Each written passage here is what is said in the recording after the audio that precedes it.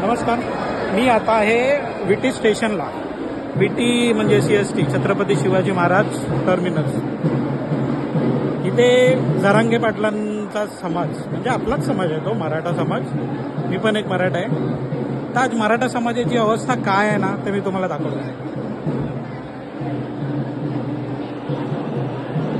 हे बघा, हा आहे समाज, मराठा समाज. ही परिस्थिती आहे मराठा समाजाची आणि हा एकच ठिय्या आहे. आता अशा भरपूर जागा आहेत, भरपूर. हे आहे प्लॅटफॉर्म. आता मी तुम्हाला प्लॅटफॉर्म दाखवतो. एक काय ही परिस्थिती का आली नक्की. हा आहे मराठा समाज. हा आहे समाज.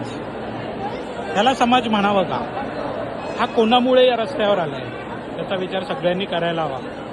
आणि कोणीतरी हे मंत्री संत्री आहे त्यांच्या नादाला न लागता सगळ्यांनी एकजुटीने विचार करा. हे काय आहे, म्हणजे ह्याला काय म्हणायचं? आज या समाजावर ही परिस्थिती का आली? या समाजामधलाच मी पण आहे, पण का ही परिस्थिती यावी? आपल्याच महाराष्ट्रामध्ये आपल्यालाच परक्यासारखं राहावं लागतं. हे रस्त्यावर यायची परिस्थिती आज आली का? एकच प्रश्न.